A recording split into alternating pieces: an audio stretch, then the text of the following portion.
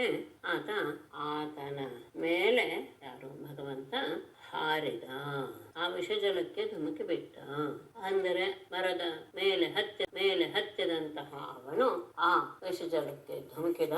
ಆ ಧುಮುಕಿದ ರಭಸಕ್ಕೆ ಆ ಸರ್ಪವಿರುವಂತಹ ಮಡು ಕಲಕಿ ಹೋಯಿತು, ಕ್ಷೋಭೆಗೊಂಡಿತು. ಆಗ ಅಲ್ಲಿರುವ ಎಲ್ಲ ಸರ್ಪಗಳು ಬಹಳ ಕೋಪದಿಂದ ತಮ್ಮ ವಿಷವನ್ನೆಲ್ಲ ಕಕ್ಕದು. ಆಗ ಆ ವಿಷದ ಆ ತಾಪದ ಪರಿಣಾಮದಿಂದ ಆ ನೀರಿನ ರಾಶಿ ಉಕ್ಕಕ್ಕೆ ಶುರುವಾಯಿತು. ಆ ವಿಷಮಿಶ್ರವಾದಂತಹ ಆ ನೀರಿನ ಭಯಂಕರವಾದ ಅಲೆಗಳು ಅಡ್ಡಡ್ಡವಾಗಿ 400 ಮೊಳದಷ್ಟು ದೂರ ಉಕ್ಕಿ ಹರಿದವು. ಅದನ್ನ ತಡೆಯೋದಕ್ಕೇನು ಭಗವಂತನಿಗೆ ದೊಡ್ಡ ವಿಷಯವೇನು ಅಲ್ಲ. ಯಾಕೆ ಅಂದ್ರೆ ಅವನು ಎಲ್ಲ ರೀತಿಯ ಸಾಮರ್ಥ್ಯವನ್ನು ಹೊಂದಿರುವನು.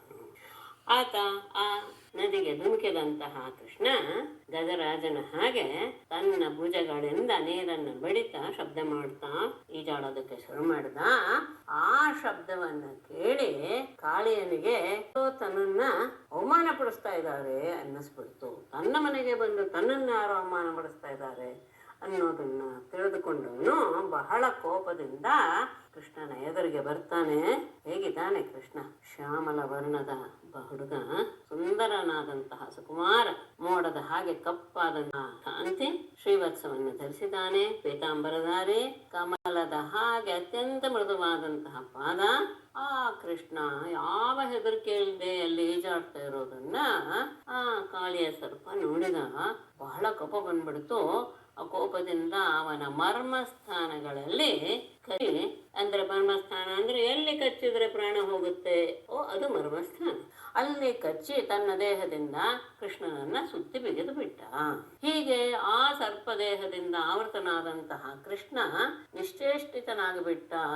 ಅದನ್ನ ನೋಡಿ ಅಲ್ಲಿರುವಂತಹ ಅವನ ಪ್ರಿಯಮಿತ್ರರಾದಂತಹ ಗೋಪಾಲಕರೆಲ್ಲರೂ ಸಹ ಅತ್ಯಂತ ದುಃಖದಿಂದ ವ್ಯಾಪ್ತವಾಗ್ಬಿಟ್ರು. ಯಾಕೆಂದ್ರೆ ಅವರು ಕೃಷ್ಣನಿಗೋಸ್ಕರ ಪೂರ್ತಿ ತಮ್ಮನ್ನೇ ಅರ್ಪಿಸಿಕೊಂಡು ಬಿಟ್ಟಂತಹ ವ್ಯಕ್ತಿಗಳವರೆಲ್ಲರೂ ಸಹ.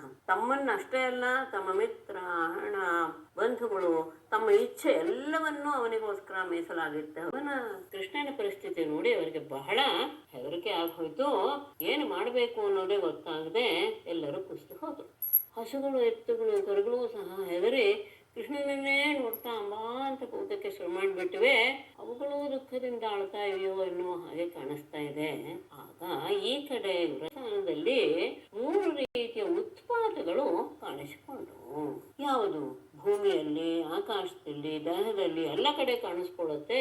ಭೂಕಂಪವಾಯಿತು, ನೆಲ ಎಲ್ಲ ನಡಗಕ್ಕೆ ಶುರುವಾಯಿತು, ಆಕಾಶದಲ್ಲಿ ಉಲ್ಕಾಪಾತವಾಯಿತು, ಆ ವ್ಯಕ್ತಿಗಳಲ್ಲಿ ಎಡಗಣ್ಣು ಹಾರುವುದೇ ಮುಂತಾದ ಕೆಟ್ಟ ಶಕುನಗಳು ಕಂಡು. ಆಗ ಎಲ್ರಿಗೂ ಅನ್ನಿಸ್ತು ಏನೋ ಭಯ ಆವರಿಸಿಬಿಟ್ಟಿದೆ. ಈ ಉತ್ಪಾತಗಳು ಯಾವುದೋ ನಮಗೆ ಅಶುಭ ಸೂಚನೆಯನ್ನು ತೋರಿಸ್ತಾ ಇವೆ ಅನ್ನೋದನ್ನು ತಿಳಿದುಕೊಂಡಂತಹ ನಂದ ಮೊದಲಾದಂತಹ ಗೋಪಾಲಕರೆಲ್ಲರೂ ಸಹ ಏನು ಅಂತ ವಿಷಯ ತಿಳಿಯಕ್ಕೆ ಹೋದಾಗ ಬಲರಾಮನನ್ನು ಬಿಟ್ಟು ಕೃಷ್ಣ ಮಾತ್ರ ಹಸುಗಳನ್ನ ಮೇಯಿಸೋದಕ್ಕೆ ಹೋಗಿದ್ದಾನೆ ಅನ್ನೋದು ಗೊತ್ತಾಯ್ತು. ಈ ರೀತಿಯ ದುಶ್ಶಕನಗಳನ್ನು ಕಂಡು ಕೃಷ್ಣನಿಗೆ ಏನೋ ಆಗ್ಬಿಟ್ಟಿದೆ, ಅವನಿಗೆ ಮರಣವೇ ಸಂಭವಿಸ್ಬಿಟ್ಟಿದೆ ಅಂತ ಭಾವಿಸಿದ್ರು. ಯಾಕೆಂದ್ರೆ ಅವರಿಗೆ ಯಾರಿಗೂ ಕೃಷ್ಣನ ಅರಿವು, ಮಹಿಮೆಯ ಅರಿವು ಇಲ್ಲ. ಮತ್ತೆ ಕೃಷ್ಣನಿಗೋಸ್ಕರ ಅಲ್ಲಿರುವಂತಹ ಹಿರಿಯರೂ ಸಹ ತಮ್ಮ ಪ್ರಾಣವನ್ನು, ಮನಸ್ಸನ್ನ ಎಲ್ಲ ಅರ್ಪಿಸ್ಬಿಟ್ಟಿದವರು. ಅವರಿಗೂ ದುಃಖ, ಶೋಕ, ಭಯಗಳಿಂದ ಏನು ಮಾಡಬೇಕು ಅನ್ನೋದು ಗೊತ್ತಾಗದೇ ಇರುವಂತಹ ಪರಿಸ್ಥಿತಿಯನ್ನ ಹೊಂದಿಬಿಟ್ರು. ಆಗ ಎಲ್ಲರೂ ಸಹ ವ್ರಜದಲ್ಲಿರುವಂತಹ ಪ್ರತಿಯೊಬ್ಬರೂ ಸಹ ಬಹಳ ದುಃಖದ ಭಾವವನ್ನು ಹೊಂದಿ ಕೃಷ್ಣನನ್ನು ನೋಡಬೇಕು ಅನ್ನೋ ಹಂಬಲದಿಂದ ಆ ಗೋಕುಲದಿಂದ ಎಲ್ಲರೂ ಹೊರಟರು. ಬಲರಾಮನಿಗೆ ಮಾತ್ರ ತಮ್ಮನ ಪ್ರಭಾವ ಏನು ಗೊತ್ತಿದೆ. ಇವರೆಲ್ಲ ಒದ್ದಾಡ್ತಾ ಇರೋದು ನೋಡಿ ಅವನಿಗೆ ಸ್ವಲ್ಪ ನಗು ಬಂತು, ಆದ್ರೆ ಏನು ಹೇಳಲಿಲ್ಲ. ಅವರೆಲ್ಲರೂ ಸಹ ಕೃಷ್ಣನ ಹುಡುಕ್ತಾ ಹೊರಡ್ತಾರೆ. ಹೇಗೆ ಹುಡುಕೋದು ಅಂದ್ರೆ ಪರಮಾತ್ಮನ ಪಾದಚಿಹ್ನೆ ಇರುವಂತಹ ಆ ದಾರಿಯನ್ನು ಹುಡುಕ್ತಾ ಯಮುನೆಯ ದಡಕ್ಕೆ ಬರ್ತಾರೆ. ಹೇಗೆ ಅಂದ್ರೆ ಪರಮಾತ್ಮನ ಪಾದದಲ್ಲಿ ಪದ್ಮ, ಯವ, ಅಂಕುಶ, ವಜ್ರಾಯುಧ, ಧ್ವಜ ಇವುಗಳೆಲ್ಲ ಚಿಹ್ನೆ ಇದೆ. ಅದೆಲ್ಲೂ ಸಹ ಮರಳಿನ ಮೇಲೆ ದಾರಿಯಲ್ಲಿ ಕಾಣಿಸ್ತಾ ಇವೆ. ಮತ್ತೆ ಗೋವುಗಳು ಹೋದಂತಹ ದಾರಿ, ಆ ಎರಡರ ಮಧ್ಯದಲ್ಲಿ ಈ ರೀತಿಯ ಚಿಹ್ನೆ ಇರುವಂತಹ ಹೆಜ್ಜೆಯನ್ನೇ ಅನುಸರಿಸ್ಕೊಂಡು ಬೇಗ ಬರೋ ಅದು ಬಂದು ಯಮುನೆಯ ಹತ್ತಿರ ಬಂದು ನಿಂತು. ಅಲ್ಲಿ ಬಂದು ನೋಡ್ತಾರೆ, ಕೃಷ್ಣನನ್ನು ದೂರದಿಂದಲೇ ನೋಡ್ತಾರೆ. ಕೃಷ್ಣ ಹಾವಿನ ಶರೀರದಿಂದ ವ್ಯಾಪೃತನಾಗ್ಬಿಟ್ಟಿದ್ದಾನೆ, ಆವರಿಸಲ್ಪಟ್ಟಿದ್ದಾನೆ. ದಡದಲ್ಲಿ ಎಲ್ಲರೂ ಸಹ ದಿಕ್ಕು ಕಾಣದೆ ನಿಂತಿರುವಂತಹ ಗೋಪಾಲಕರು, ಹಸುಕರು ಎಲ್ಲರನ್ನೂ ನೋಡಿ ಇವರಿಗೆ ಇನ್ನೂ ದುಃಖ ಹೆಚ್ಚಾಗಿ ಹೋಯ್ತು. ಭಗವಂತನಲ್ಲಿಯೇ ತಮ್ಮ ಮನಸ್ಸನ್ನು ನೆಲೆಗೊಳಿಸಿದ ಗೋಪಿಯರು ಅವನ ಗೆಳೆತನ, ಅವನ ಹಾಸ್ಯ, ನೋಟ, ನುಡಿ ಇವುಗಳನ್ನ ಮತ್ತೆ ಮತ್ತೆ ನೆನಪಿಸ್ಕೊಳ್ತಾ ಅಂತಹ ತಮಗೆ ಪ್ರೀತಿ ಪಾತ್ರನಾದವನು ಸರ್ಪದಿಂದ ವ್ಯಾಪೃತನಾಗ್ಬಿಟ್ಟಿದ್ದಾನೆ ಅನ್ನೋದನ್ನು ನೋಡಿ ಬಹಳ ದುಃಖವಾಗಿ ಹೋಯ್ತು ಅವರಿಗೆ. ತಮ್ಮ ಪ್ರೀತಿ ಪಾತ್ರನಿಲ್ಲದೆ ಇರುವಂತಹ ಸ್ಥಳ ಬಹಳ ಶೂನ್ಯವಾಗಿ ಅವರಿಗೆ ಕಾಣಿಸೋಕ್ಕೆ ಶುರುವಾಯಿತು. ಮಗನಿಗೋಸ್ಕರ ಹಂಬಲಿಸ್ತಾ ಇದ್ದಾಳೆ ಯಶೋದೆ. ಅದನ್ನ ನೋಡಿ ಗೋಪಿಯರಿಗೆ ಇನ್ನೂ ಸಹ ಹೆಚ್ಚು ದುಃಖವಾಯಿತು. ಅವಳ ಹಾಗೆಯೇ ಉಳಿದವರೂ ಸಹ ದುಃಖಗೊಂಡಿದ್ದಾರೆ. ಯಾಕೆಂದ್ರೆ ಕೃಷ್ಣನ ಬಗ್ಗೆ ಎಲ್ಲರೂ ಒಂದೇ ರೀತಿಯಾದ ಭಾವವನ್ನು ಹೊಂದಿರೋದ್ರಿಂದ ಮಾಡಿದಂತಹ ಹಿಂದಿನ ಕಥೆಗಳನ್ನೆಲ್ಲ ಸ್ವಲ್ಪ ಅವನು ಮಾಡಿದಂತಹ ಮಹಿಮೆಗಳನ್ನೆಲ್ಲ ಮತ್ತೆ ಮತ್ತೆ ನೆನಪಿಸ್ಕೊಂಡು ಮನಸ್ಸಿಗೆ ಧೈರ್ಯ ತಂದ್ಕೊಳ್ತಿದ್ದಾರೆ. ಯಾಕೆಂದ್ರೆ ಈಗಲೂ ಆ ರೀತಿಯಾದಂತಹ ಪವಾಡಜರಿಗೆ ಕೃಷ್ಣ ಬದುಕಿ ಬಂದ್ಬಿಡ್ಬಹುದು ಅಂತ. ಆದರೆ ಕೃಷ್ಣ ನಿಶ್ಚೇಷ್ಟಿತನಾಗ್ಬಿಟ್ಟಿರೋದು ನೋಡಿ ಎಲ್ರಿಗೂ ಸಹ ಒಂಥರ ಜೀವಚ್ಛವದ ಪರಿಸ್ಥಿತಿ ಆಯಿತು. ಬದುಕಿದ್ರು ಸತ್ತ ಹಾಗೆ ಆಗಿ ಹೋಯಿತು. ಕೃಷ್ಣನನ್ನ ಉಳಿಸಬೇಕು ಅಂತ ಎಲ್ಲರೂ ಸಹ ಮಡುವಿನಲ್ಲಿ ಇಳಿಯೋದಕ್ಕೆ ಶುರುವಾಗ್ಬಿಟ್ಟಿದ್ದಾರೆ. ಆಗ ಬಲರಾಮ ಬಂದು ಅವ್ರನ್ನ ತಡೀತಾನೆ, ಹಾಗೆ ಮಾಡಬಾರ್ದು ಅಂತ. ಕೃಷ್ಣ ಪ್ರಾಣ ನಿರ್ವಿಶತೋ ನಂದಾದೇನ್ವೇಕ್ಷತಂ ಹದಂ ಪ್ರತ್ಯಷೇಧತ್ ಸ ಭಗವಾನ್ ರಾಮ ಕೃಷ್ಣಾನುಭಾವವಿತ್.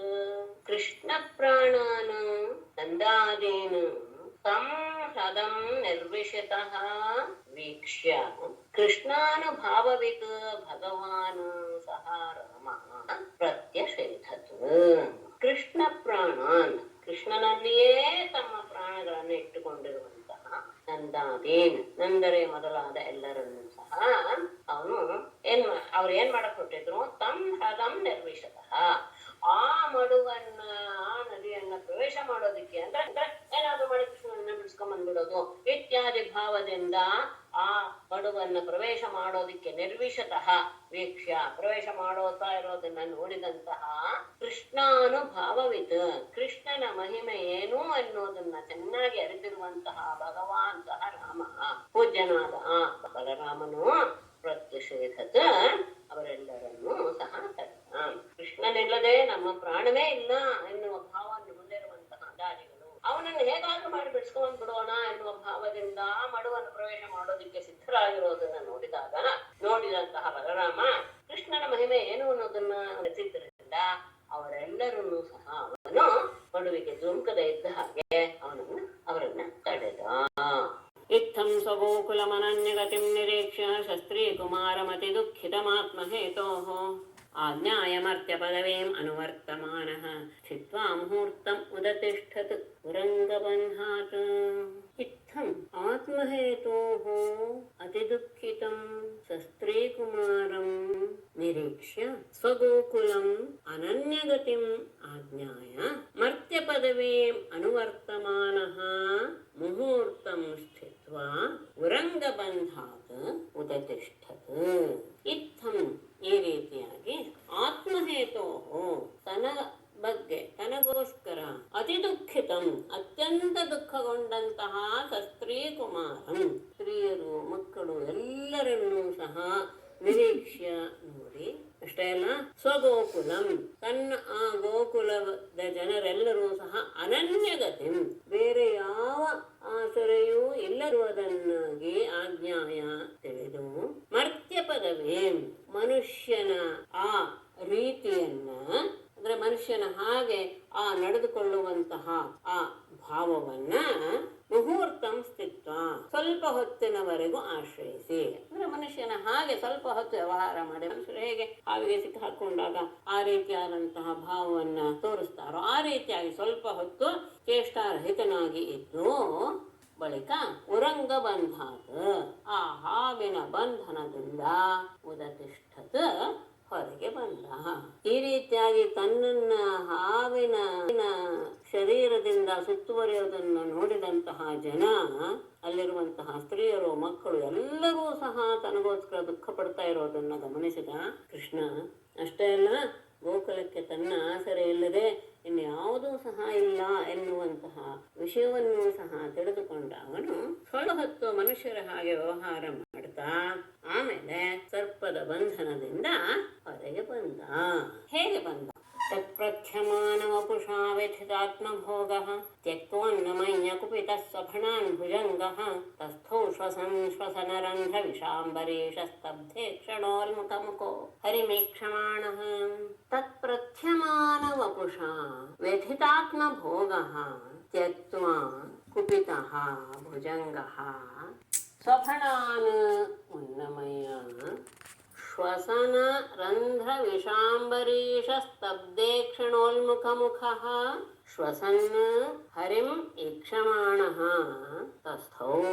ತತ್ಪ್ರಥ್ಯಮಾನ ಅಪುಷ, ಆ ಕೃಷ್ಣನ ಬೆಳೆಯುತ್ತಿರುವಂತಹ ಆ ಶರೀರದಿಂದ ಅವನು ತನ್ನನ್ನು ಆವರಿಸಿದಂತಹ ಕಾಳಿಯನಿಂದ ಬಿಡಿಸ್ಕೊಳ್ಳೋದಕ್ಕೆ ಕೃಷ್ಣ ತನ್ನ ದೇಹವನ್ನು ಬಿಡಿಸೋದಕ್ಕೆ ಶುರು ಮಾಡಿದ.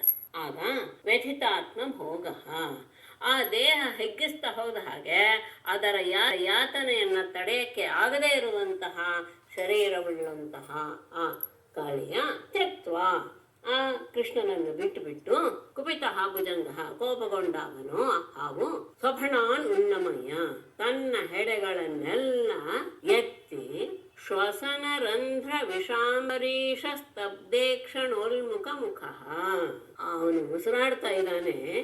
ಆಗ ಆ ಉಸಿರಾಡುವಾಗ ಅವನ ಮೂಗಿನ ಹೊಳ್ಳೆಗಳಿಂದ ಹೊರಬರ್ತಾ ಇರುವಂತಹ ವಿಷ ಎಲ್ಲ ಕಡೆ ವ್ಯಾಪಿಸಿದೆ.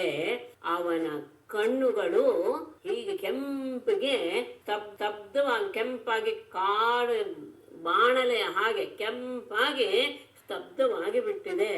ಉರಿಯುವ ಕೊಳ್ಳಿಯೋ ಎನ್ನುವ ಹಾಗೆ ಇರುವ ಮುಖ.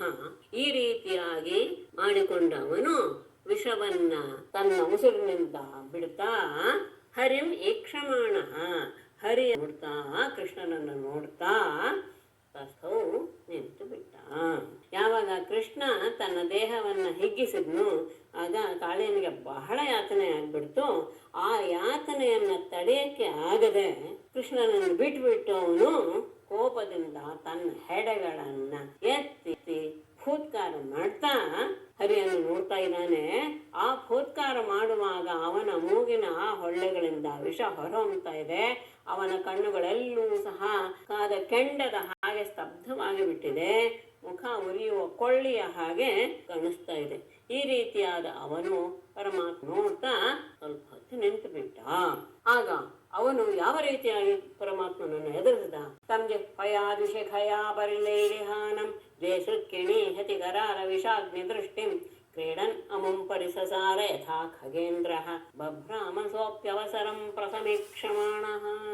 ದ್ವಿಶಿಖಯಾ ಜಿಹ್ವಯಾ ದ್ವೇಸೃಕ್ಕಿಣಿ ಪರಿಲೇಲಿಹಾನಂ ಅತಿಕರಾಲ ವಿಷಾಗ್ನಿ ದೃಷ್ಟಿಂ ತಂ ಕ್ರೀಡನ್ ಪರಿಸಸಾರ ಯಥಾ ಖಗೇಂದ್ರ ಸಹ ಅಪಿ ಅವಸರಂ ಪ್ರಸಮೀಕ್ಷಮಾಣಃ ಬಭ್ರಾಮ. ದ್ವಿಶಿಖಯಾ ಜಿಹ್ವಯಾ, ಎರಡು ತುದಿಗಳುಳ್ಳ ತನ್ನ ನಾಲಿಗೆಯಿಂದ ದ್ವೇಸೃಕ್ಕಿಣಿ, ಬಾಯಿಯ ಎರಡು ತುದಿಗಳನ್ನು ಸಹ ಕಟವಾಯಿ ಅಂತ ಹೇಳ್ತಾರೆ. ಆ ಕಟವಾಯಿಗಳನ್ನ ಪರಿಲೇಲಿಹಾನಂ ಸವರಿಕೊಳ್ತಾ ಅತಿಕರಾಲ ವಿಷಾಗ್ನಿ ದೃಷ್ಟಿ, ಅತ್ಯಂತ ಭಯಂಕರವಾದ ವಿಷದ ಅಗ್ನಿಯಿಂದ ಕೂಡಿದ ದೃಷ್ಟಿಯುಳ್ಳ ತಂ ಅವನನ್ನ ಕ್ರೀಡನ್ ಆಟ ಆಡ್ತಾ ವಿಹಾರ ಮಾಡ್ತಾನೆ ಕೃಷ್ಣ. ಪರಿಸಸಾರ ಅವನನ್ನ ಸುತ್ತಾ ಇದ್ದಾನೆ. ಯಥಾ ಖಗೇಂದ್ರ, ಹೇಗೆ ಗರುಡನು ಸರ್ಪವನ್ನ ಹಿಡಿಬೇಕಾದಾಗ ಆ ಸರ್ಪಗಳ ಸುತ್ತಲೂ ಹಾರಾಡ್ತಾ ಹೇಗೆ ಅದನ್ನು ಹಿಡಿಯೋದಕ್ಕೆ ಪ್ರಯತ್ನ ಪಡ್ತಾನೋ ಹಾಗೆ ಕೃಷ್ಣನೂ ಸಹ ಅದೇ ರೀತಿಯಾಗಿ ಕಾಳಿಯನನ್ನ ಸುತ್ತುವರಿತಾ ಇದ್ದ. ಸಹ ಅಪಿ, ಆ ಕಾಳಿಯನೂ ಸಹ ಅವಸರಂ ಪ್ರಸಮೀಕ್ಷಮಾಣ, ಅವನನ್ನ ಬಗ್ಗು ಬಡಿಯೋದಕ್ಕೆ ಸಮಯವನ್ನು ನಿರೀಕ್ಷೆ ಮಾಡ್ತಾ ಬಭ್ರಾಮ ಅವನು ಸಹ ಸುತ್ತುತ್ತಾ ಇದ್ದ. ಸರ್ಪಗಳಿಗೆ ಸೀಳು ನಾಲಿಗೆ, ಎರಡು ನಾಲಿಗೆ ಅಂತ ಹೇಳ್ತೀವಿ. ಆ ನಾಲಿಗೆಯಿಂದ ಗಾಳಿಯ ತನ್ನ ಕಟವಾಯಿಗಳನ್ನು ಎರಡೂ ಬಾಯಿ ಎರಡೂ ತುದಿಗಳನ್ನು ಸವರಿಕೊಳ್ತಾ ಅತ್ಯಂತ ಭಯಂಕರವಾದ ವಿಷಾಗ್ನಿಯಿಂದ ಕೂಡಿದ ದೃಷ್ಟಿಯಿಂದ ನೋಡ್ತಾ ಇದ್ದಾನೆ. ಅಂತಹ ಆ ಕಾಳಿಯನನ್ನ ಕೃಷ್ಣ ಆತನ ಸುತ್ತಲಾರಂಭಿಸಿದ. ಹೇಗೆ ಗರುಡನು ಹಾವನ್ನು ಹಿಡಿಯುವಾಗೆ ಹೇಗೆ ಸುತ್ತುತ್ತಾನೋ ಹಾಗೆ ಕಾಳಿಯನು ಸಹ ಆ ಕೃಷ್ಣನನ್ನು ಆಕ್ರಮಿಸೋದಕ್ಕೆ ಸಮಯವನ್ನು ಕಾಯ್ತಾ ಕಾಯ್ತಾ ಕೃಷ್ಣನ ಸುತ್ತಲೂ ಅಭಿಮುಖವಾಗಿ ತಿರುಗ್ತಾ ಇದ್ದಾನೆ. ಏವಂ ಪರಿಭ್ರಮ ಹತೌಜಸ ಮುನ್ನತಾಂಸಂ ಆನಮ್ಯ ತತ್ಪೃಥುಶಿರಸ್ವಧಿರೂಢಾದ್ಯಃ ತನ್ಮೂರ್ಖರತ್ನನಿಕರ ಸ್ಪರ್ಶಾದಿತಾಮ್ರಪಾದಾಂಬುಜೋಖಿಲ ಕಲಾದಿಗುರುರ್ನನರ್ಥ. ಏವಂ ಪರಿಭ್ರಮ ಹತೌಜಸಂ ಉನ್ನತಾಂಸಂ ಆನಮ್ಯ ಆದ್ಯಃ ತತ್ಪೃಥುಶಿರಸ್ಸು ಅಧಿರೂಢಃ ತನ್ಮೂರ್ಧರತ್ನನಿಕರ ಸ್ಪರ್ಶಾದಿತಾಮ್ರಪಾದಾಂಬುಜಃ ಅಖಿಲ ಕಲಾದಿಗುರುಃ ನನರ್ಥ. ಏವಂ ಈ ರೀತಿಯಾಗಿ ಪರಿಭ್ರಮ ಹತ ಔಜಸಂ ಸುತ್ತುತ್ತಾ ಇದ್ದ ಹಾಗೆ ಆತನ ದೇಹದ ಶಕ್ತಿ ಕ್ಷೀಣಿಸ್ತಾ ಬಂತು ಕಾಳಿಯನ. ಹಾಗೆ ಉನ್ನತಾಂಸಂ ಆ ಹೆಗಲನ್ನ ಎತ್ತಿಕೊಂಡು ಆಯಾಸದಿಂದ ಬಳಲಿದಂತಹ ಆ ಕಾಳಿಯನನ್ನ ಆನಮ್ಯ ಬಗ್ಗಿಸಿ ಆದ್ಯ ಪರಮಪುರುಷನಾದ ಕೃಷ್ಣನು ತತ್ಪೃಥುಶಿರಸ್ಸು ಅಧಿರೂಢ ಆ ಕಾಳಿಯನ ಎತ್ತರವಾದ ಆ ಹೆಡೆಗಳ ಮೇಲೆ ಅಧಿರೂಢ ಹತ್ತಿ ನಿಂತು ಬಿಟ್ಟ. ಸುತ್ತಾ ಇದ್ದ ಹಾಗೆ ಕಾಳಿಯನ ಶಕ್ತಿ ಕುಂದುತ್ತಾ ಬಂತು. ಅವನ ಹೆಗಲು ಎತ್ತಿ ಮಾಡ್ತಾ ಇದ್ನಲ್ಲ, ಹೆಡೆ ಎತ್ತಿ ಮಾಡ್ತಾ ಇದ್ದ ಹಾಗೆ ಆಯಾಸವಾಯಿತು. ಹಾಗೆ ಆದಾಗ ಅವನ ಮೇಲೆ ಹತ್ತಿದಂತ ಅವನನ್ನು ಆ ಹೆಡೆಗಳನ್ನೆಲ್ಲ ಬಗ್ಗಿಸಿ ಪರಮ ಪುರುಷನಾದ ಕೃಷ್ಣ ಅವನ ತಲೆಯ ಮೇಲೆ ಹತ್ತಿ ನಿಂತು ಬಿಟ್ಟ. ಆಗ ಅವನ ಪಾದ ಕಮಲಗಳು ಹೇಗೆ ಕಾಣಿಸ್ತಾ ಇತ್ತು ಅಂತ ವರ್ಣಿಸ್ತಾರೆ. ತನ್ನ ಮೂರ್ಧ ರತ್ನ ನಿಕರ ಸ್ಪರ್ಶ ತಾಮ್ರ ಪಾದಾಂಬುಜ. ಆ ಕಾಳಿಯನ ತಲೆಯಲ್ಲಿರುವಂತಹ ರತ್ನಗಳ ಸಮೂಹದ ಸ್ಪರ್ಶದಿಂದ ಅತ್ಯಂತ ಕೆಂಪಾಗಿ ಮಾಡಲ್ಪಟ್ಟಂತಹ ಪಾದ ಕಮಲಗಳುಳ್ಳವನಾಗಿ ಪುಟ್ಟ ಪಾದಗಳು ಕೃಷ್ಣನ ಪಾದಗಳು ಅದು ಮೊದಲೇ ಕೆಂಪಾಗಿದೆ. ಇವನ ರತ್ನಗಳ ಸಮೂಹಗಳು ಹೆಡೆಗಳಲ್ಲಿರುವಂತಹ ರತ್ನಗಳ ಆ ಕಾಂತಿ ಸೇರಿ ಅತ್ಯಂತ ಕೆಂಪಾಗಿ ಶೋಭಿಸ್ತಾ ಇವೆ ಆತನ ಪಾದಗಳು. ಅಂತಹ ಅವನು ಕೃಷ್ಣನು ಅಖಿಲ ಕಲಾದಿಗುರು, ಎಲ್ಲ ಕಲಿಗೂ ಸಹ ಆದಿಗುರುವಾದಂತಹ ಅವನು ನರ್ತನ ಮಾಡಲು ಆರಂಭಿಸಿದ. ಅವನ ತಲೆಯ ಮೇಲೆ ನರ್ತನ ಮಾಡೋದಕ್ಕೆ ಶುರು ಮಾಡಿದ. ಹೇಗೆ ಸುತ್ತಿ ಬಳಲಿದಂತಹ ಕಾಳಿಯನ ಹೆಡೆಗಳನ್ನು ಬಗ್ಗಿಸಿ ಕೃಷ್ಣ ಅವನ ತಲೆಯ ಮೇಲೆ ಹತ್ತಿ ನಿಂತು ಬಿಟ್ಟ. ಆಗ ಆ ಸರ್ಪದ ತಲೆಯ ಹೆಡೆಯಲ್ಲಿರುವಂತಹ ರತ್ನಗಳ ಕಾಂತಿ ಆ ಮೃದುವಾದ ಕೆಂಪಾಗಿರುವಂತಹ ಪಾದ ಕಮಲದ ಕಾಂತಿಯನ್ನ ಇನ್ನೂ ಹೆಚ್ಚಿಸಿಬಿಡ್ತು. ಅತ್ಯಂತ ಕೆಂಪಾಗಿ ಮಾಡಲ್ಪಟ್ಟಿತು ಆತನ ಪಾದ ಕಮಲಗಳ ಕಾಂತಿ ಅತ್ಯಂತ ಸುಂದರವಾಗಿದೆ. ಮೇಲೆ ಅವನು ನರ್ತನ ಮಾಡೋದಕ್ಕೆ ಶುರು ಮಾಡಿದ. ಯಾಕೆಂದ್ರೆ ಎಲ್ಲ ಕಲೆಗಳಿಗೂ ಸಹ ಅವನೇ ಆದಿಗುರು. ಅಂತಹ ಅವನು ಆ ಹೆಡೆಗಳ ಮೇಲೆ ಕುಣಿಯೋದಕ್ಕೆ ಶುರು ಮಾಡಿದ. ಹೀಗೆ ಪರಿಭ್ರಮ ಹತೋಜಸ್ಸು ಸುತ್ತಾ ಇದ್ದ ಹಾಗೆ ತೇಜಸ್ಸು ಕಡಿಮೆ ಆಗ್ತಾ ಬಂತು. ಆಗ ಉನ್ನತಾಂಸಂ ಹೆಗಲನ್ನ ಎತ್ತಿಕೊಂಡಿರುವಂತಹ, ಅಂದ್ರೆ ಹೆಗಲ ಎತ್ತಿ ಅವನು ಕಚ್ಚಕ್ಕೆ ನೋಡ್ತಾ ಇದ್ದಾನೆ. ಅಂತವನನ್ನ ಆನಮ್ಯ ಹೊತ್ತಿ ಬಡಿದಾಗ ಆದ್ಯ ಪರಮಪುರುಷನಾದ ಕೃಷ್ಣನು ತತ್ ಪೃಥು ಶಿರಸ್ಸು ಅತಿರೂಢ ಅವನ ಆ ದೊಡ್ಡ ಹೆಡೆಗಳ ಮೇಲೆ ಹತ್ತಿ ನಿಂತು ಬಿಟ್ಟ. ಹತ್ತಿ ನಿಂತಾಗ ತನ್ನ ಮೂರ್ಧ ರತ್ನ ನಿಗರ ಸ್ಪರ್ಶ ಅತಿತಾಮ್ರ ಪಾದಾಂಬುಜ. ಆ ಕಾಳಿಂಗನ ತಲೆಯಲ್ಲಿರುವಂತಹ ಆ ಕೆಂಪು ರತ್ನಗಳ ಸಮೂಹದ ಸ್ಪರ್ಶದೆ ಅವನ ಪಾದ ಕಮಲಗಳು ಇನ್ನೂ ಕೆಂಪಾಗಿ ಕಾಣಕ್ ಶುರುವಾಗಿದೆ.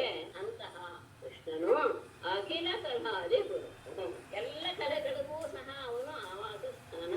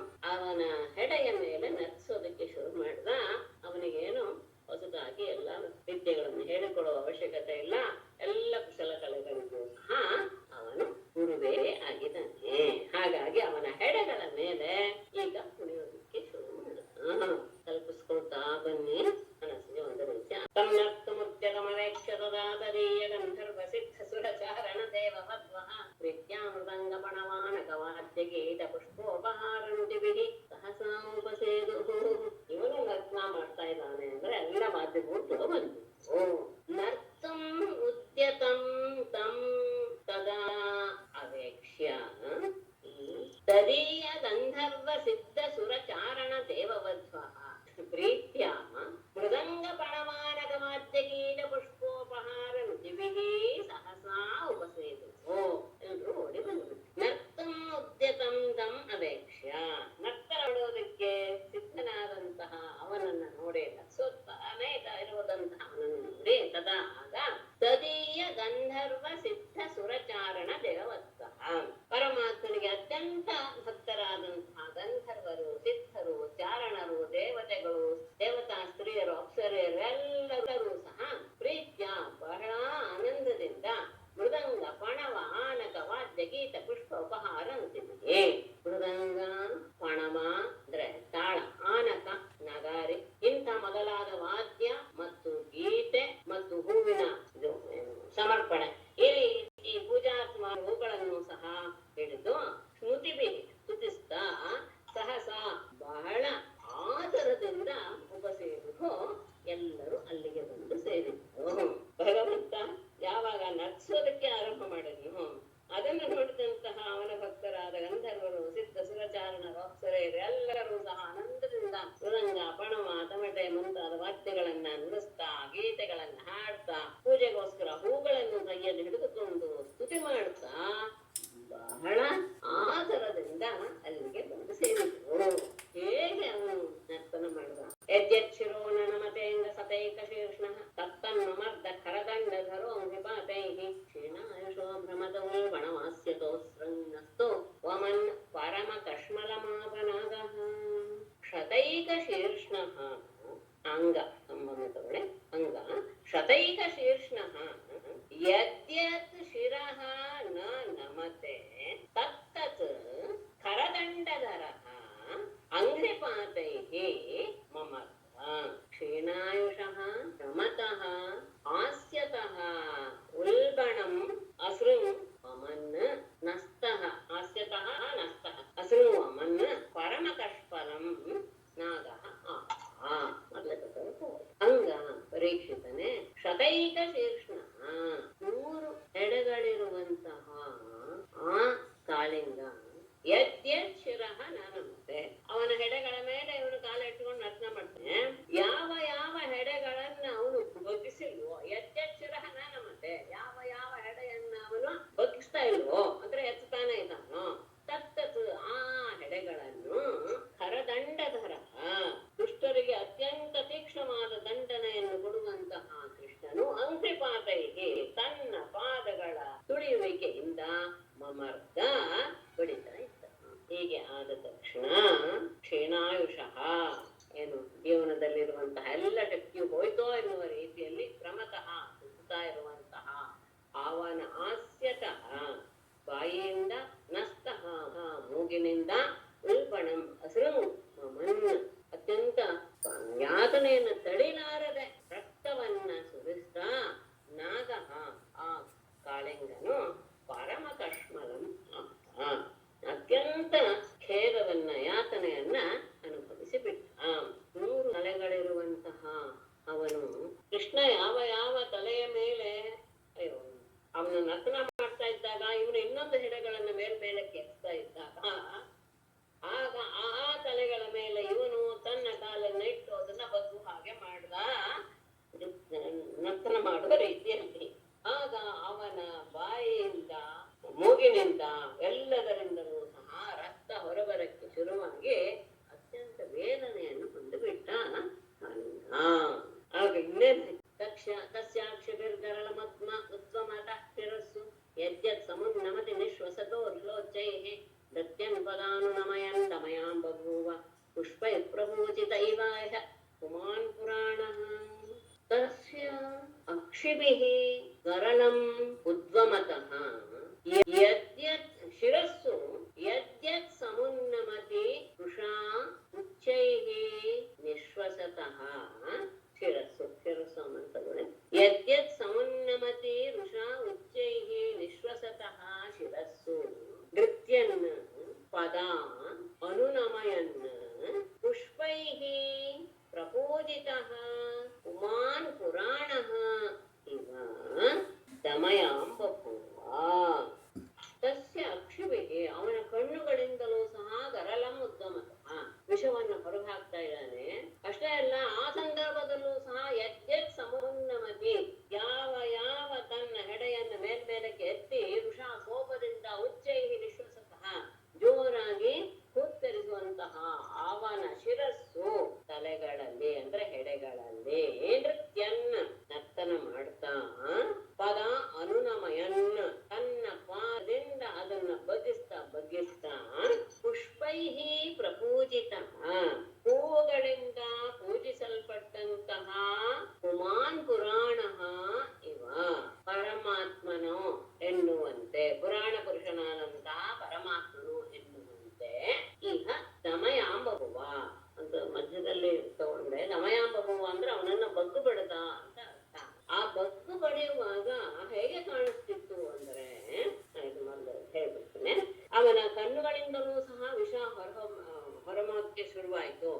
ಆದರೂ ಸಹ ಅವನ ತನ್ನ ಸಹಜವಾದಂತಹ ಸರ್ಪದ ಕ್ರೋಧ, ಆ ಕ್ರೋಧದಿಂದ ಬುಸ್ಕುಡ್ತಾ ಒಂದೊಂದು ಹೆಡೆ ಮೇಲೆತ್ತಾ ಇದ್ದಾನೆ. ಯಾವ ಯಾವ ಹೆಡೆ ಮೇಲೆತ್ತಾನೋ ಅದನ್ನೆಲ್ಲ ಮತ್ತೆ ಮತ್ತೆ ಮತ್ತೆ ತುಳಿದು ಕೃಷ್ಣ ನರ್ತನ ಮಾಡಿ ಅದನ್ನ ಬಗ್ಗಿಸ್ತಾ ಹೇಗೆ ಕಾಣಿಸ್ತಾ ಇತ್ತು ಅಂದ್ರೆ, ಆ ಶೇಷವನ್ನ ಆದಿಶೇಷದ ಮೇಲೆ ಇರುವಂತಹ ಪುರಾಣ ಪುರುಷನನ್ನ ಎಲ್ಲರೂ ಸಹ ಹೂವುಗಳಿಂದ ಪೂಜೆ ಮಾಡಿದರು ಎನ್ನುವ ರೀತಿಯಲ್ಲೇ ಅದು ಕಾಣಿಸ್ತಾ ಇತ್ತು. ಹಾಗೆ ಆ ನರ್ತನ ಎಲ್ಲರಿಂದಲೂ ಸೇವೆಗೆ ಒಳಗಾಗ್ಬಿಟ್ಟಿದ್ದಾನೆ ಪರಮಾತ್ಮ ಎನ್ನುವ ರೀತಿಯಲ್ಲಿ ಭಾಸಮಾನವಾಗ್ತಾ ಇತ್ತು. ಇಲ್ಲಿ ಅವರು ಎರಡು ಅರ್ಥ ಹೇಳ್ತಾರೆ. ಗಂಧರ್ವರೇ ಮೊದಲಾದವರೆಲ್ಲರೂ ಸಹ ಹೂಗಳಿಂದ ಪೂಜೆ ಮಾಡಿದಾರಲ್ಲ, ಪೂಜೆ ಮಾಡಿದಾಗ ಗೋಪಾಲಕರಿಗೆಲ್ಲ ಅಂದ್ರೆ ಎದುರಿಗೆ ನಿಂತು ನೋಡ್ತಾ ಇರುವಂತಹ ಗೋಪಾಲಕರಿಗೆಲ್ಲ ಶ್ರೀಕೃಷ್ಣ ಪುರಾಣ ಪುರುಷನ ಹಾಗೆ ಗೋಚರಿಸಿದ. ಇನ್ನೊಂದು ಅರ್ಥ, ಹೂವಿನಿಂದ ಪೂಜಿಸಲ್ಪಟ್ಟ ರೀತಿಯಲ್ಲಿ ಕೃಷ್ಣನು ಸಹ ಅಂದ್ರೆ ಹೂಗಳಿಂದ ಇನ್ನೊಬ್ರು ಯಾರಾದ್ರೂ ಪೂಜೆ ಮಾಡಿದಾಗ ಅವನು ಏನಾಗ್ತಾನೆ, ಅನುಗ್ರಹವನ್ನು ತೋರಿಸ್ತಾನೆ, ಪ್ರಸನ್ನನಾಗ್ತಾನೆ. ಆ ರೀತಿಯಾಗಿ ಕಾಳಿಂಗನನ್ನು ಸಹ ಪಳಗಿಸಿ ಅವನಿಗೂ ಸಹ ಇವನು ಹಿತವನ್ನೇ ಮಾಡಿದ ಎನ್ನುವ ಅರ್ಥವನ್ನು ಸಹ ಇಲ್ಲಿ ಎದುರಿಯದಲ್ಲಿ ತಗೊಳ್ತಾರೆ ಅನ್ನೋದು ವಿಶೇಷ. ಅವನಿಗೂ ಸಹ ಹಿತವನ್ನೇ ಮಾಡಿದ ಅಂದ್ರೆ ಅವನಿಗೂ ಮುಂದಿನ ಜೀವನ ಒಳ್ಳೆಯದ ರೀತಿಯಲ್ಲಿ ನಡೆಯುವ ಹಾಗೆ ಮುಂದೆ ಆಯ್ತು. ತಚ್ಚಿತ್ರ ತಾಂಡವೈರಗ್ನ ಫಣಾತ ಪತ್ರೋ ರಕ್ತಂ ಮುಖೈರುರು ವಮನ್ ನೃಪ ಭಗ್ನಗಾತ್ರ ಮೃತ್ವಾಚರಾಚರ ಗುರುಂ ಪುರುಷಂ ಪುರಾಣಂ ನಾರಾಯಣಂ ತಮರಣಂ ಮನಸಾ ಜಗಾಮ.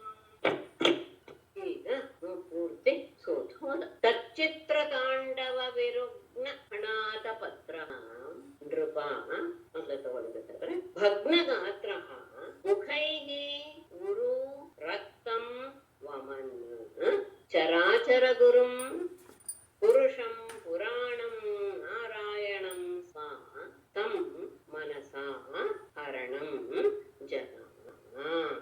ತಚ್ಚಿತ್ರ ತಾಂಡವ ವಿರುಗ್ನ ಫಣಾತ ಪತ್ರ. ಆತಪತ್ರ, ಫಣಾತ ಪತ್ರ, ಹೆಡೆ ಎನ್ನುವುದೇ ಒಂದು ಕೊಡೆ. ಆತಪತ್ರ ಅಂದ್ರೆ ಕೊಡೆ, ಹೆಡೆ ಎಂಬ ಕೊಡೆಯ ಮೇಲೆ ಇವನು ತಚ್ಚಿತ್ರ ತಾಂಡವ ವಿರುಗ್ನ. ಇವನ ಅನೇಕ ಪ್ರಕಾರವಾದಂತಹ ತಾಂಡವ ನೃತ್ಯದಿಂದ ಬಹಳ ಮುರಿದು ಹೋದಂತಹ ರೀತಿಯಲ್ಲಿ ನಜ್ಜುಗುಜ್ಜಾದಂತಹ ಅವನ ಹೆಡೆ ಎಂಬ ಕೊಡೆಯುಳ್ಳವನಿಗೆ ಅಂದ್ರೆ ಅವನ ಹೆಡೆಗಳೆಲ್ಲೂ ಸಹ ಅತ್ಯಂತ ಕೊಳಲಿ ಹೋಯಿತು. ವೇದನೆ ಅತ್ಯಂತವಾಗಿ ಅನುಭವಕ್ಕೆ ಶುರು ಮಾಡ್ದ. ಅಂತಹ ಆ ನಾದನು ಕೃಪಾ ಪರೀಕ್ಷಿತನೆ ಭಗ್ನಗಾತ್ರ, ತನ್ನ ಶರೀರವೂ ಸಹ ಏನೂ ಇಲ್ಲ, ದೇಹದಲ್ಲಿ ಯಾವ ಶಕ್ತಿ ಇಲ್ಲ, ಆ ರೀತಿಯಾದಂತಹ ಅವಸ್ಥೆಯನ್ನು ಹೊಂದಿದವನಾಗಿ ಮುಖೈಹಿ ಬಾಯಿಗಳಿಂದ ಉರು ಅತ್ಯಂತ ಹೆಚ್ಚಿನ ರೀತಿಯಲ್ಲಿ ರಕ್ತವನ್ನ ಸುರಿದ ಅಂದ್ರೆ ರಕ್ತ ಹೋಗಿ ಹರಿತಾ ಇದೆ ಹೊಳೆ ಹಾಗೆ. ಅಂತಹ ಸಂದರ್ಭದಲ್ಲಿ ಅವನು ಚರಾಚರ ಗುರು ಎಲ್ಲ ಚಿರ ಸ್ಥಾವರ ಜಂಗಮ ಎಲ್ಲದಕ್ಕೂ ಸಹ ಒಡೆಯನಾದಂತಹ, ಚರಾಚರಗಳಿಗೂ ಸಹ ಒಡೆಯನಾದ ಪುರುಷಂ ಪುರಾಣಂ ಪುರಾಣ ಪುರುಷನಾದಂತಹ ನಾರಾಯಣನನ್ನು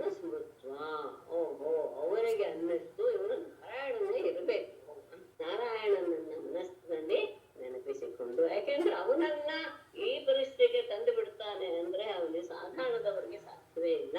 ಹಾಗಾಗಿ ಅವನು ಆ ಪರಮಾತ್ಮನನ್ನೇ ಮನಸ್ಸಿನಿಂದ ಹರಣಂ ಜನ ಶರಣಾದನು.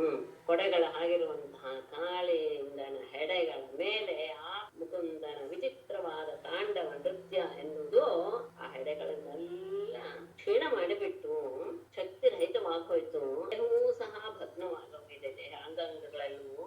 ಆಗ ಮುಖಗಳಿಂದ ರಾಶಿಯಾಗಿ ರಕ್ತವನ್ನ ಉಗುಳ್ತಾ ಇದ್ದಾನೆ. ಅವನಿಗೆ ಸ್ವಲ್ಪ ಅನ್ನಿಸ್ತು, ಪರಮಾತ್ಮನೇ ಈ ಸಂದರ್ಭದಲ್ಲಿ ನನಗೆ ರಕ್ಷಣೆ ಅಂತ ಭಾವಿಸಿ ಎಲ್ಲರಿಗೂ ಒಡೆಯನಾದಂತಹ ಪುರಾಣ ಪುರುಷನಾದಂತಹ ನಾರಾಯಣನ ಸ್ಮರಿಸ್ತಾ ಅವನನ್ನೇ ಮನಸ್ಸಿನಿಂದ ಶರಣು ಹೊಂದಿದ್ದ. ನೀನೇ ನನಗೆ ಶರಣು, ನಿನ್ನೆ ನನ್ನನ್ನು ಕಾಪಾಡಬೇಕು ಎನ್ನುವ ಭಾವವನ್ನ ಅವನು ಹೊಂದಿ ಬಿಟ್ಟಿದ್ದ. ಯಾಕೆ ಅಷ್ಟು ಸಣ್ಣ ಹುಡುಗ ಅವನ ತಲೆ ಮೇಲೆ ನರ್ತನೆ ಮಾಡಿದರೆ ಅಷ್ಟೆಲ್ಲ ಪರಿಸ್ಥಿತಿ ಕೆಟ್ಟ ಹೋಗುತ್ತೆ?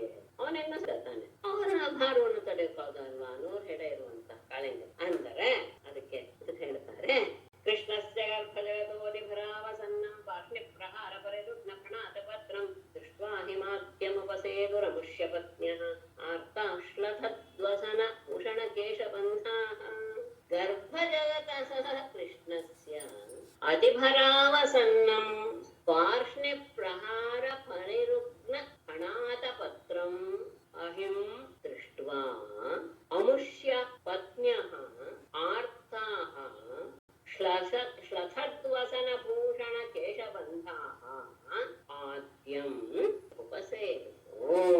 ಗರ್ಭಜಗತಃ ತನ್ನ ಉದರದಲ್ಲಿಯೇ ಜಗತ್ತನ್ನೇ ಧರಿಸಿರುವಂತಹ ಕೃಷ್ಣನ ಅವನ ದೇಹದಲ್ಲಿಯೇ ಜಗತ್ತಿದೆ ಅಂದ್ರೆ ಅಂತಹ ಕೃಷ್ಣ ಅವನ ಹೆಡೆ ಮೇಲೆ ಕಾಳಿಂಗನ ಹೆಡೆ ಮೇಲಿದ್ದಾನೆ ಅಂದ್ರೆ ಅದೆಷ್ಟು ಭಾರವಾಗಿರ್ತದೆ. ಅತಿಭರ ಅವಸನ್ನಂ ಅತ್ಯಂತ ಭಾರವಂತಹ ಕಾರಣದಿಂದ ಅಷ್ಟೇ ಅಲ್ಲ, ಪಾರ್ಷ್ಣಿ ಪ್ರಹಾರಂ ಆತನ ಹಿಮ್ಮಡಿಯ ಪ್ರಾಶ್ನೆ ಪ್ರಹಾರ ಪರಿರುಗ್ನ ಪ್ರಣಾತ ಪರಂ ಅವನ ಹಿಮ್ಮಡಿಯ ತುಳಿತದಿಂದ ಅವನ ಹೆಡೆಗಳೆಂಬ ಕೊಡೆಗಳೆಲ್ಲವೂ ಸಹ ಗಾಯಗೊಂಡಿರುವುದನ್ನ ನೋಡಿ, ದೃಷ್ಟ ಅಂತಹ ಅಹಿಂ ದೃಷ್ಟ ಅಂತಹ ಕಾಳಿಂಗನನ್ನು ನೋಡಿ ಅಮುಷ್ಯ ಪತ್ನ್ಯ ಆ ಕಾಳಿಂಗನ ಪತ್ನಿಯರೆಲ್ಲರೂ ಸಹ ಆರ್ತಾಹ ಅತ್ಯಂತ ದುಃಖಿತರಾಗಿ ಶ್ಲಥದ್ ವಸನ ಭೂಷಣ ಕೇಶಬಂಧ ಸಡಿಲಾದಂತಹ ಬಟ್ಟೆ ಭೂಷಣ ಕೂದಲು ಎಲ್ಲವೂ ಸಹ ಅಂದ್ರೆ ಭಯದಿಂದ ಓಡಿ ಬರ್ತಾ ಇದ್ದಾರೆ. ಅವರ ದೇಹದ ಮೇಲೆ ಅವರಿಗೆ ಪ್ರಜ್ಞೆನೇ ಇಲ್ಲ. ವಸ್ತ್ರಾಭರಣಗಳೆಲ್ಲವೂ ಸಹ ಕೂದಲುಗಳೆಲ್ಲವೂ ಸಹ ಕಳ್ಚ್ಕೊಳ್ತಾ ಇವೆ. ಅಂತಹ ಅವರು ಬಹಳ ಹೆದರಿಕೆಯಿಂದ ಆದ್ಯಂ ಉಪಸೇದರು, ಶ್ರೀಕೃಷ್ಣನನ್ನ ಶರಣು ಹೊಂದಿದರು. ಜಗತ್ತನ್ನೇ ದರದಲ್ಲಿ ಧರಿಸಿರುವಂತಹ ಕೃಷ್ಣನ ಭಾರ ಏನು ಅನ್ನೋದರ ಅರಿವು ಕಾಳಿಂಗನಿಗೆ ಆಯಿತು. ಹಾಗಾಗಿ ಅತ್ಯಂತ ಭಾರದಿಂದ ಕೂಡಿರುವ ಮತ್ತೆ ಅವನ ಹಿಮ್ಮಡಿಯ ಪ್ರಹಾರದಿಂದ ಆತನ ಹೆಡೆ ಎಂಬಂತಹದ್ದು ಶತ್ರು ರೂಪದಲ್ಲಿರುವಂತಹ ಹೆಡೆಗಳೆಲ್ಲವೂ ಸಹ ನುಚ್ಚು ನೂರಾಗಿ ಬಿಟ್ಟಿವೆ. ಅಂತಹ ಕಾಳಿಂಗನನ್ನು ನೋಡಿ ಅವನ ಪತ್ನಿಯರಿಗೆ ಬಹಳ ದುಃಖ ಆಗೋಯ್ತು. ಏನಪ್ಪ, ನಮ್ಮ ಗಂಡನಿಗೆ ಈ ತರದ ಪರಿಸ್ಥಿತಿ ಬಂದಿದೆಯಲ್ಲ ಅಂತ ಭಾವನೆಯನ್ನು ತಂದು ಅವರೆಲ್ಲರೂ ಸಹ ಭಯದಿಂದ ಓಡಿ ಬಂದರು. ಅವರು ಬರುವಾಗ ಹೇಗಿದೆ ಅಂದ್ರೆ ಅವರ ದೇಹದಲ್ಲಿರುವಂತಹ ವಸ್ತ್ರಾಭರಣಗಳೆಲ್ಲವೂ ಅಸ್ತವ್ಯಸ್ತವಾಗ್ಬಿಟ್ಟಿವೆ, ತಲೆ ಕೂದಲೆಲ್ಲ ಕೆದರು ಹೋಗಿದೆ. ಆ ರೀತಿಯಾಗಿ ಅತ್ಯಂತ ದುಃಖವನ್ನ ಹೊಂದಿದವರೆಲ್ಲರೂ ಪರಮಾತ್ಮನನ್ನ ಶರಣು ಹೊಂದಿದರು. ತಾಂಸ್ತಂ ಸುವಿಘ್ನ ಮನಸೋಥ ಪುರಸ್ಕೃತಾರ್ಧಾಃ ಕಾಯಂ ನಿಧಾಯ ಭೂತಪತಿಂ ಪ್ರಣೇಮುಃ ಸಾಧ್ಯ ಕೃತಾಂಜಲಿ ಕುಟಾ ಶಮಲಸ್ಯ ಭರ್ತುಃ ಮೋಕ್ಷೇಪ್ಸವಃ ಶರಣದಂ ಶರಣಂ ಪ್ರಪನ್ನಾಃ. ಅಥ ಸುವಿಘ್ನ ಮನಸಃ ಪುರಸ್ಕೃತಾರ್ಥಾಃ ತಾಃ ಭುವಿ ಕಾಯಂ ನಿಧಾಯ ಭೂತಪತಿಂ ಪ್ರಣೇಮುಃ ಸಾಧ್ಯಃ ಕೃತಾಂಜಲಿ ಕುಟಾಃ ಶಮಲಸ್ಯ ಭರ್ತುಃ ಮೋಕ್ಷೇಪ್ಸವಃ ಶರಣದಂ ಶರಣಂ ಪ್ರಪನ್ನಾಃ. ಶೇಷ ಅನ್ವಯ ಬಹಳ ಸುಲಭವಾಗಿ. ಸುವಿಘ್ನ ಮನಸಃ ಆತನ ಪರಿಸ್ಥಿತಿಯನ್ನು ನೋಡಿ ಅವರ ಮನಸ್ಸು ಪೂರ್ತಿಯಾಗಿ ನೂರಾಗ್ಬಿಟ್ಟಿದೆ. ಅಂತಹ ಮನಸ್ಸಿಗೆ ಅತ್ಯಂತ ಗಾಬರಿಯನ್ನ ಹೊಂದಿದಂತಹ ಅವರು ಪುರಸ್ಕೃತ ಅರ್ಥ ಮಕ್ಕಳನ್ನ ಮುಂದೆ ಮಾಡಿಕೊಂಡು ತಾಹ ಅವರು ತಮ್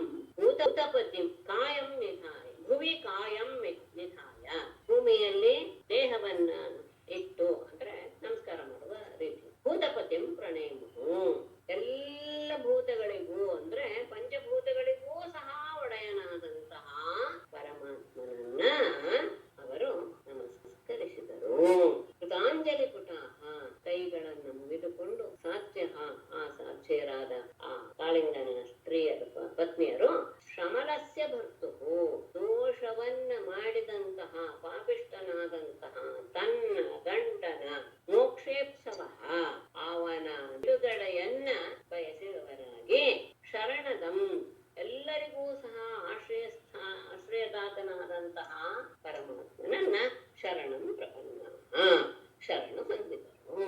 ಅವನ ಪರಿಸ್ಥಿತಿಯನ್ನು ನೋಡಿ ಅವರೆಲ್ಲರಿಗೂ ಸಹ ಬಹಳ ದುಃಖವಾಗೋಯ್ತು. ಮನಸ್ಸಿನಲ್ಲಿ ಅತ್ಯಂತ ಖೇದವನ್ನು ಹೊಂದಿದಂತ ಅವರೆಲ್ಲರೂ ಮಕ್ಕಳನ್ನ ಮುಂದೆ ಮಾಡಿಕೊಂಡು ನೆಲದ ಮೇಲೆ ತಮ್ಮ ದೇಹವನ್ನ ಹಾಕಿ ಎಲ್ಲ ಭೂತಗಳಿಗೂ ಸಹ ಒಡೆಯನಾದಂತಹ ಪರಮಾತ್ಮನಿಗೆ ನಮಸ್ಕಾರ ಮಾಡಿದರು. ಕೈಗಳನ್ನು ಮುಗಿದುಕೊಂಡು ಆ ಪತಿವ್ರತೆಯರು ತಮ್ಮ ಪಾಪಿಯಾದ ಗಂಡನನ್ನ ಬಿಡಿಸಿಕೊಳ್ಬೇಕು ಎನ್ನುವ ಉದ್ದೇಶದಿಂದ ಎಲ್ಲರಿಗೂ ಸಹ ಆಶ್ರಯದಾತನಾದಂತಹ ಪರಮಾತ್ಮನಿಗೆ ಶರಣನಿಗೆ ಪರಮಾತ್ಮನಿಗೆ ಶರಣಾದರು. ಆಗ ನಾಗಪತ್ನಿಯರು ಆಡುವ ಮಾತು ಮುಂದಿಂದಲ್ಲ ಚೆನ್ನಾಗಿದೆ. ನಾಗಪತ್ನಿಯರ ಮಾತುಗಳು. ನಾಗಪತ್ನ್ಯಃ ಊಚುಃ ನ್ಯಾಯೋ ಹಿ ದಂಡಃ ಕೃತಕಿಲ್ಬಿಷೇಸ್ಮಿನ್ ತವಾವತಾರ ಫಲನಿಗ್ರಹಾಯ ರಿಪೋಸ್ತುತಾನಾಮಪಿ ತುಲ್ಯದುಷ್ಟೇಃ ತತ್ಸೇದಮಂ ಫಲಮೇವಾನುಶಂಸನ್. ನಾಗಪತ್ನಿಯರು ಹೇಳ್ತಾರೆ, ಕೃತಕಲ್ಬಿಷೇ ಅಸ್ಮಿನ್ ದಂಡಃ ನ್ಯಾಯಃ ಹಿ ತವ ಅವತಾರಃ ಫಲನಿಗ್ರಹಾಯ ರಿಪೋಃ ಸ್ತುತಾನಾಂ ಅಪಿ ತುಲ್ಯದೃಷ್ಟೇಃ ಸಮಂ ಫಲಂ ಏವ ಅನುಶಂಸನ್ ತತ್ಸೇ. ಆತ ಮಾಡಿರೋದು ತಪ್ಪು ಅಂತ ಏನು ಅವ್ರು ಹೇಳ್ತಾ ಇದ್ರು. ಯಾಕೆ ಅಂದ್ರೆ ಅವನು ದುಷ್ಟನಾಗಿದ್ದಾನೆ ತನ್ನ ಪತಿ, ಹಾಗಾಗಿ ನೀನು ಮಾಡಿದ್ದು ಸರಿಯಾಗಿದೆ. ಕೃತಕಿಲ್ಬಿಷೇ ಅಸ್ಮಿನ್ ಪಾಪ ಕೆಲಸವನ್ನು ಮಾಡಿದಂತಹ ಈ ಕಾಳಿಂಗನ ವಿಷಯದಲ್ಲಿ ದಂಡಃ ಶಿಕ್ಷೆಯು ಎನ್ನುವುದು ನ್ಯಾಯವಾಗಿ ಸರಿಯಾಗಿಯೇ ಇದೆ. ಯಾಕೆ ತವ ಅವತಾರ ಫಲ ನಿಗ್ರಹಾಯ, ನಿನ್ನ ಅವತಾರವಾಗಿರೋದೇ ಈ ದುಷ್ಟರನ್ನೆಲ್ಲ ದಂಡಿಸೋದಕ್ಕೋಸ್ಕರ. ಮತ್ತೆ ನೀನು ಯಾರ ಬಗ್ಗೆಯೂ ಸಹ ಏರಿಳಿತದ ದೃಷ್ಟಿಯನ್ನ ಹಾಕೋದಿಲ್ಲ. ರಿಪೋಹೋ ಶತ್ರುಗಳ ವಿಷಯದಲ್ಲಿ ಸುತಾನಾಮಪಿ ಮಕ್ಕಳ ವಿಷಯದಲ್ಲಿಯೂ ಸಹ ತುಲ್ಯ ದೃಷ್ಟೇ ಒಂದೇ ರೀತಿಯಾದಂತಹ ಭಾವವನ್ನು ಹೊಂದಿರುವಂತಹ ನಿನಗೆ ನಿನ್ನ ದಮಂ ಶಿಕ್ಷೆಯೂ ಸಹ ಫಲಮೇವ ಅನುಶಂಸನ್, ಮುಂದೆ ಆ ಫಲವನ್ನೇ ಅದು ಅಂದ್ರೆ ಶಿಕ್ಷೆಯೂ ಸಹ ಫಲದ ರೂಪದಲ್ಲಿಯೇ ಇದೆ ಅನ್ನೋದನ್ನ ತೋರಿಸುವ ರೀತಿಯಲ್ಲಿ ನೀನು ದತ್ಸೆ ಅದನ್ನ ನೀನು ಮಾಡ್ತಾ ಇರ್ತೀಯ. ನೀನು ದಂಡನೆ ಮಾಡೋದು ಸಹ ಮುಂದೆ ಅವರಿಗೆ ಅದು ಒಳ್ಳೆಯದನ್ನೇ ತೋರಿಸುವ ರೀತಿಯಲ್ಲಿಯೇ ಇರುತ್ತೆ ಹೊರತು ಅದು ಅವರಿಗೆ ಕೆಟ್ಟದ್ದು ಆಗೋದಕ್ಕೆ ಸಾಧ್ಯವಿಲ್ಲ. ಇವನು ಮಾಡಿದಂತಹ ಪಾಪದ ವಿಷಯದಲ್ಲಿ ಪಾಪ ಮಾಡಿರೋದ್ರಿಂದ ಅವನ ವಿಷಯದಲ್ಲಿ ನೀನು ಮಾಡಿರುವಂತಹ ಶಿಕ್ಷೆ ಸರಿಯಾಗಿದೆ, ನಿನ್ನ ಅವತಾರ ಆಗಿರೋದೇ ಇತ್ತದಕ್ಕೋಸ್ಕರ. ಮತ್ತೆ ನಿನಗೆ ಈ ಶತ್ರುಗಳು ಬೇರೆ ಮಕ್ಕಳು ಬೇರೆ ಎನ್ನುವಂತಹ ಭೇದವಿಲ್ಲ.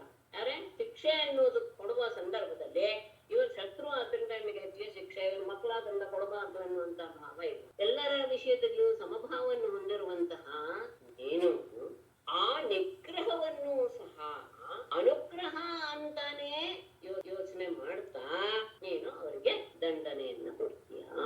ಅಂದ್ರೆ ನೀನು ಕೊಡುವ ಶಿಕ್ಷೆ ಅವರಿಗೆ ಕೆಟ್ಟದ್ದಾಗೋದೇ ಇಲ್ಲ. ಅವರು ಮುಂದೆ ಪ್ರಾಯಶ್ಚಿತ್ತವನ್ನು ಪಡೆದು ಅವರ ಮಂಗಲವನ್ನೇ ಹೊಂದೋದಿಕ್ಕೆ ಅದು ಕಾರಣೀಭೂತವಾಗಿರುತ್ತೆ. ನಾರಾಯಣಂ ನಮಸ್ಕೃತ್ಯ ನರಂ ಚೈವ ನರೋತ್ತಮಂ ದೇವೀಂ ಸರಸ್ವತೀಂ ವ್ಯಾಸಂ ತಥೋ ಜಯಮುದೀರಯೇತ್. ಸರ್ವೇ ಭವಂತು ಸುಖಿನಃ, ಸರ್ವೇ ಸಂತು ನಿರಾಮಯಾಃ, ಸರ್ವೇ ಭದ್ರಾಣಿ ಪಶ್ಯಂತು, ಮಾ ಕಶ್ಚಿತ್ ದುಃಖಭಾಗ್ ಭವೇತ್.